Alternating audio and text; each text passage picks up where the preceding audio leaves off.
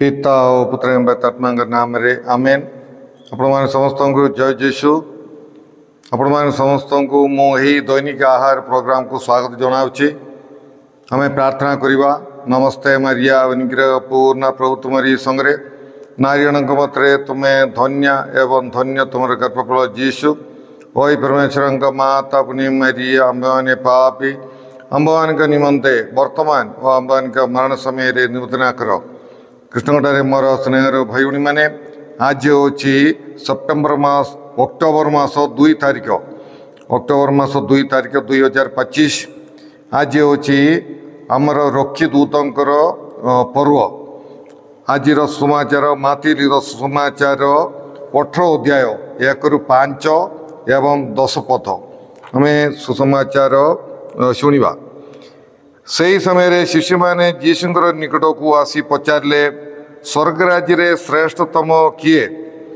तहुँ से गोटे छोट शिशु को निजर पाखक डाकी सेमानकर मझे ठिया कराई कहले मु तुम मानू सत्य कहे तुम्हें माने परिवर्तित होई शिशु मान परी नहेले स्वर्गराज्य रे कदा भी प्रवेश करि नहीं। जे कही यही शिशु परी नम्र हुए से स्वर्गराज्य रे श्रेष्ठ। जे कही मोर नाम रे यही परी जने शिशु को ग्रहण करे से मते ग्रहण करे। देखो यही क्षुद्रतम मानक मध्यरु कहारी को घृणा करो नहीं, कारण मु तुम मान को कहे स्वर्गरे एमानकर दूत माने सर्वदा मोर स्वर्गस्थ पितांकर मुख दर्शन करंदी। प्रभुंकर सुसमाचार। हे प्रभु जीशु ख्रीष्ट तुम्हारा प्रशंसा हो। कृष्णगढ़ मोर स्नेहर भाई भाई मैंने आम आज सुसमाचार मातिल सुसमाचार 18 अध्याय 10 पदरे आम शुणिलु जे स्वर्गरे आमर रक्षीदूत माने सर्वदा ईश्वर स्वर्गीय पितांकर मुख दर्शन करंदी। आउ आम जापारी जे आम समस्त सबू सारा मनुष्य जातिर प्रत्येक व्यक्तिर जने जने रक्षीदूत अच्छी। आउ यमाने होउचंदी आम पाई ईश्वरंकर सही रक्षार कवच। आउ ईश्वर आमर रक्षीदूत मान द्वारा आम मानू संरक्षण करती। यही विषय आम देखा साम संगीत 91:11-12 कह जे करंदी से जेपरी तुमर सकल मार्गरे तुमको संरक्षण सेतिपाई देवे से ताहांकर देवदूत मानंकु आदेश न हुए तुमर पाद पत्थर रे आघात प्राप्त तन्निमंते करिवे सेमाने तुमको सेमानंक हस्ते संवहन। एले यह होची ईश्वरंकर किपरि दूत मान द्वारा ईश्वर आम समस्त को संरक्षण करिसंती बोली साम संगीत कह जाइछि। माने आमर रक्षीदूत माने आंब मानू परीक्षा प्रलोभन आपद विपदरू आंब मानू रक्षा करती एवं आंब मानू आमर आत्मा को से विशेष कर्तव्य अच्छी आमर आत्मा मानकर जत्न नेबा आत्मा मानू पवित्र रखा। यही कार्य को सेमाने रक्षीदूत माने गुरुत्व दियंती। आउ आंब मानकर दुखरे आंब मानू सांत्वना दियंती एवं आंब मानकर कष्ट दुख समय रे आंब मानू साहाय्य करती। ये सबू रक्षीदूत मानकर कर्तव्य। आंब मानू सेमाने ज्ञान आलोक रे एनलाइटेनमेंट रे समाने आंब मानू पूर्ण करिवे। एनलाइटेनमेंट बा ज्ञान आलोक आंब मानू प्रदान करिवे एवं आमर प्रार्थना प्रभु जी परमेश्वर ठारे समाने पहुँचे देवे। यह मत्यो समानंकर कर्तव्य। आउ आमर जीवन काल रे से आंब मान पाई प्रार्थना करिवे एवं मृत्यु समय रे मत्यो से आंब मान पाई प्रार्थना करिवे। आउ केतेक साधु साथी माने सेमानंकर रक्षीदूत को देखिचंती।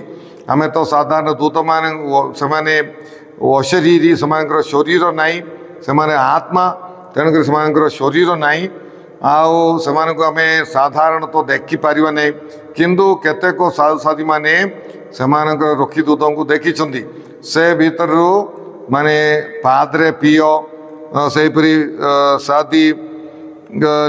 साधी फौस्टीना साध्वी जम्मा गालगानी एवं सेंट फ्रांसिस ऑफ रोमर साधु फ्रांसिस एमाने सबू जो समग्र रक्षीदूत को देखी एवं से संगे कथबार्ता कर साधु जेरोम कहती जे ईश्वर आमर आत्मा मान को एत गुरुत्व दियंती जे ईश्वर आमर आत्मा मान गोटे गोटे रक्षीदूत को प्रदान करी जहाद्वारा आमर आत्मा सब बेले पवित्र तेणुक आम चेष्टा करार रक्षीदूत मान साहाय्य लोड़ार अच्छी जहाद्वारा आमर आत्मा पवित्र एवं आम अनंत जीवन आम पाई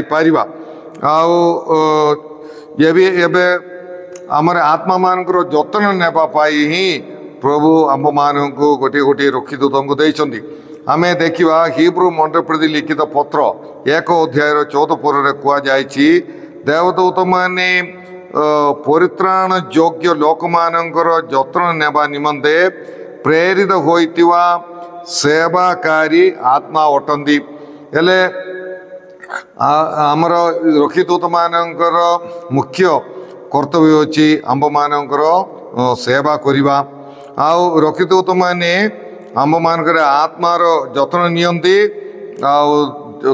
जद्वारा से माने जो भली पिता परमेश्वर मुख दर्शन करती सबुले सेपरी आमे मध्य आमर मृत्यु पर पिता परमेश्वर मुख आमे मध्य सदा बेले दर्शन करि पारिबा सेतिपाई समाने आम मान को साहाय्य करती आज सुसमाचार आमे शुणिलु आमे स्वर्ग को जीवार अच्छी पिता परमेश्वर मुह जदि दर्शन करिवार अच्छी सेतिपाई आमे शिशु परी हेबाक पड़िबो आमे निष्कपट निष्कलंक विचार करी जीसु कहती नम्र शिशु परी नम्र नहेले तुम स्वर्ग राज्य प्रवेश कर पारिबा नै तेणुक आम नम्र हेबार अच्छी ईश्वर ठारे आम निर्भर रहिबार अच्छी शिशु परी ताले आम स्वर्ग को जाई पारिबा एवं आमर रक्षीदूत परी आम स्वर्गीय पितांकर मुह को आम दर्शन करि पारिबा तेणुक प्रिय भाई भणी माने आम शिशु परी हेबा पाई आम समस्ते चेष्टा करिबा सेतिपाई आम आमर रक्षीदूत मानकर साहाय्य आम लोड़िबा स्नेहर भाई भणी माने जतबेले आम रक्षीदूतर पर्व पालन करुअछु आम सही रक्षीदूत मान को आम धन्यवाद देवा सेहीपरी प्रभु को आम स्तुति प्रशंसा आराधना करवा जो प्रभु आम मान को रक्षीदूत मान को प्रदान करी आमर रक्षणाबेक्षण करने आमर आत्मार जत्न नेबाई सही प्रभु को आज आम स्तुति प्रशंसा आराधना करवा आम प्रार्थना करवा हे प्रभु परमेश्वर आम समस्त रक्षीदूत मान को प्रदान कर तुमको धन्यवाद दौचु हे प्रभु समाने आमर आत्मार जत्न नेबे आंबे माने मध्य आत्मा को गुरुत्व देई समान परी स्वर्ग रे तुमको दर्शन तुमर दर्शन पाइबा पाई सदा बेले तुमको तुमर मुह देखी अनंत काल स्वर्ग रे बास करिवार कृपा अनुग्रह आंब मान प्रदान करो हे प्रभु यही प्रोग्राम देखुवा समस्त को तुम प्रचुर भाव आशीर्वाद करो मन परिवर्तन करने आंब मान को साहाय्य करो ये सब प्रार्थना आम करुचु तुम जीशु कृष्ण मध्यस्थाय आमेन। सर्वशक्तिमान परमेश्वर पिता और पुत्र एवं पवित्र आत्मा आपण मान समस्त को आशीर्वाद प्रदान करंतु आमेन। आपण मान समस्त को जय जीशु।